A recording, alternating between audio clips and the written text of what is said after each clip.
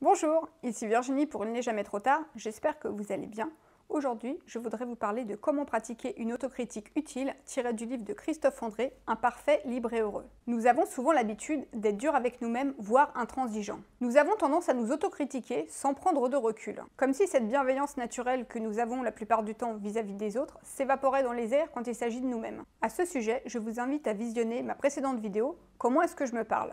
Pour en revenir à Christophe André, il nous explique que le critique intérieur se nourrit de la confusion de nos émotions et en profite pour créer des inquiétudes supplémentaires. Il nous propose plusieurs étapes pour faire face à notre critique intérieure. La première est se rappeler que nous produisons nous-mêmes une grande partie de nos souffrances. Il faut accepter sa peur ou son inquiétude avec calme quand elle vient, plutôt que de tenter de la refouler.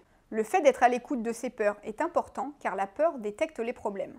Le but est d'arriver à être au plus juste, de ne pas minimiser ou surévaluer nos peurs, car nous avons tendance à les dramatiser et à les amplifier. La seconde étape, bien faire la différence entre les faits et mon interprétation. Pour cela, il faut donc séparer l'information de l'observation. Les faits, eux, sont neutres, alors que notre interprétation, elle, est subjective. Par exemple, lorsque vous avez une conversation avec quelqu'un et que vous avez l'impression que cette personne ne vous apprécie pas. Cela peut venir de la froideur de l'interlocuteur, mais aussi cela peut venir de la peur en général de ne pas être apprécié. Pour développer son estime de soi, il faut analyser la situation et prendre du recul. La troisième étape est de se montrer prudent par rapport aux conclusions précipitées du critique intérieur. Le critique intérieur fait des raccourcis et peut nous conduire à des erreurs de jugement. Par exemple, si une personne est désagréable envers nous, cela ne veut pas dire que cela vient de nous. Cette personne peut avoir des problèmes personnels ou un comportement désagréable en général. À mon sens, il faut réussir à prendre du recul dans ce genre de situation et surtout ne pas le prendre personnellement. Quoi qu'il arrive, n'en faites pas une affaire personnelle, c'est le deuxième accord Toltec du livre Les 4 accords Toltec de Don Miguel Ruiz,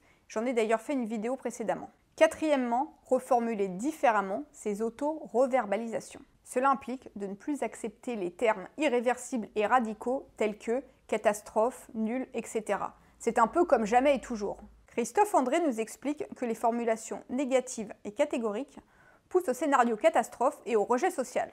En restant sur l'exemple précédent, nous obtenons le même effet que si nous disions « Il n'est pas très sympa ce bonhomme, est-ce lié à moi ou à lui ?» plutôt que « Il me déteste, il me méprise, c'est évident ». L'idée, c'est d'arriver à bien séparer l'observation de la spéculation. Cinquièmement, comprendre que les changements se feront lentement, comme tout changement de rapport à soi. Comme le dit Christophe André, il faut accepter des retours réguliers du critique intérieur. Ce qui nous manque la plupart du temps, c'est du recul vis-à-vis de nous-mêmes. Nous sommes souvent persuadés que nous nous connaissons très bien, ce qui nous pousse à accepter les reproches de notre critique intérieure. Voici un court extrait du livre. Les règles de l'autocritique efficace sont les mêmes que celles des critiques que nous avons à adresser à autrui.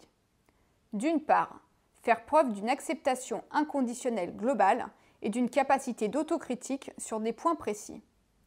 D'autre part, elle doit se montrer constructive chaque fois que possible, plutôt que seulement critique.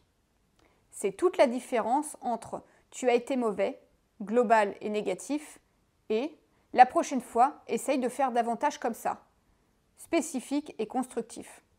J'espère que ces conseils vous ont été utiles. Nous sommes la personne à qui nous parlons le plus chaque jour et aussi la personne que nous critiquons le plus. Donc, essayons d'être indulgents envers nous-mêmes. Et apprenons à être au plus juste des faits et des situations sans tomber dans l'émotionnel, le catastrophisme et la dévalorisation. Évidemment, changer son discours interne prend du temps, mais il n'est jamais trop tard pour commencer à le faire. Tout changement prend du temps et de l'entraînement, mais ça vaut vraiment le coup sur le long terme. Je vous remercie pour votre attention. N'oubliez pas de vous abonner à la chaîne Il n'est jamais trop tard coaching et je vous dis à bientôt pour d'autres vidéos.